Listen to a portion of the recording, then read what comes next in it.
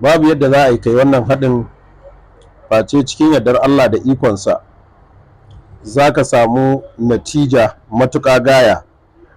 Waɗannan abubuwa da zan lissafa sai ka saurara. Kullum muna cewa ne ku saurara domin me, domin ku ji abin da muke faɗa sai ya zamanto kun yi amfani da shi.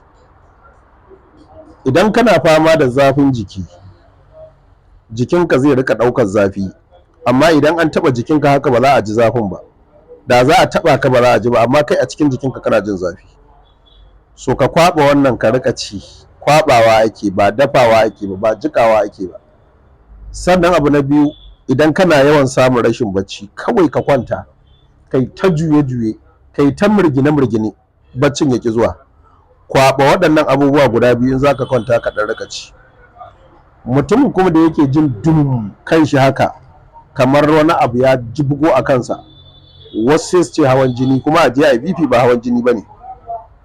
Ka kwaɓa wannan ka rika amfani da shi.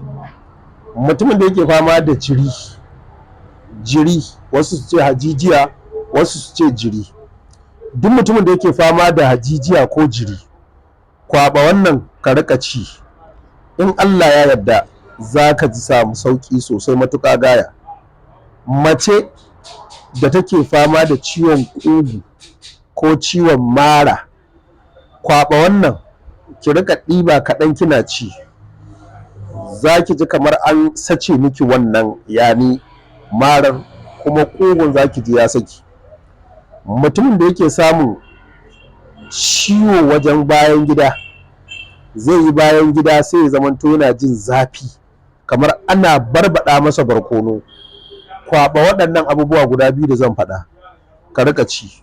In Allah yarda zai saiteta maka wayan hanjinka.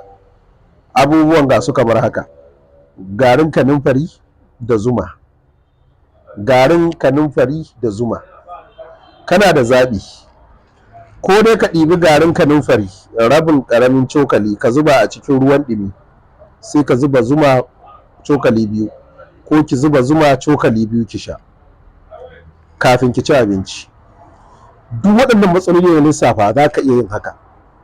Ko kuma a ɗibi ƙaramin cokali na garin kanunfari, sai a samu zuma cokali 4, sai a kwaɓa, sai ka rika ɗiba kana ci, amma ba lokaci ɗaya za ka cinye ba. Ƙaramin cokali da menene cokali 4 na zuma ka kwaɓa, sai ka rika ɗiba kana ci kafin ka ci komai, kullum sau ɗaya har ya ƙare. Waɗannan matsaloli da na lissafa, in Allah yadda za ka samu sauƙi 100%, ko mu ce 80%. Saura da ni, sauran ku gwada. Idan kuma kun gwada yayi, a sanar da al'umma annabi su ma su gwada. Tajriba ne.